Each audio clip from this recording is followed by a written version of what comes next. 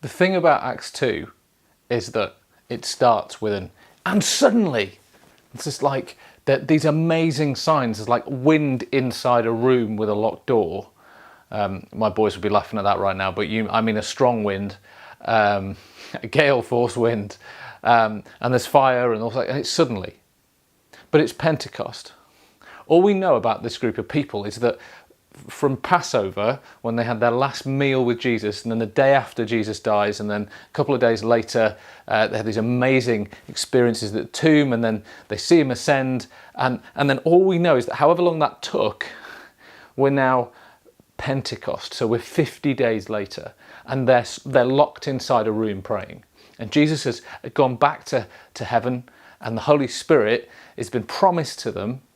And they've obviously met and experienced Holy Spirit through living with Jesus for 3 years. But has he come and filled them with power?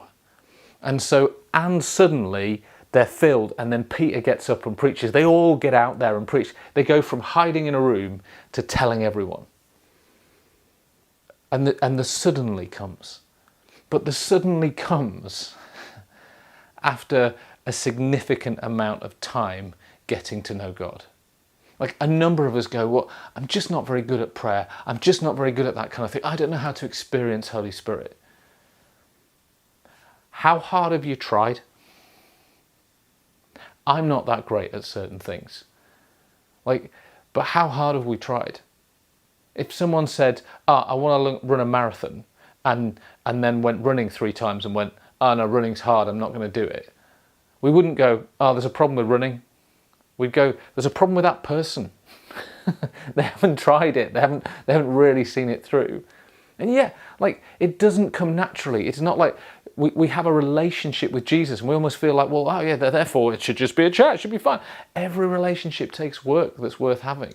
And actually, we're trying to get in tune with God, who says, my ways are not your ways, my thoughts are not your thoughts. So actually, it's a spiritual discipline. Setting aside an amount of time and going, I'm going to read this chapter of the Bible. Setting an amount of time. I'm going to read slowly this Christian classic.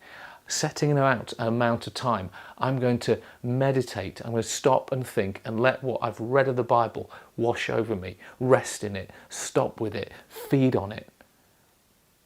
Let Holy Spirit be with me. I'm going to take this long and I'm going to pray.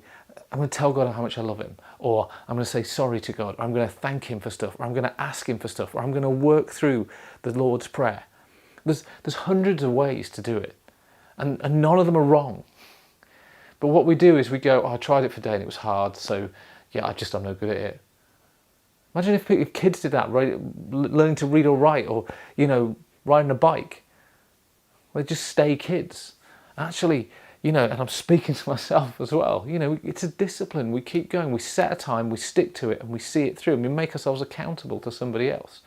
And then 50 days in, and I suddenly met God in this new way. 50 days in, 40 days in, 2 weeks in, however long it takes, he's gracious and he's good and he meets us.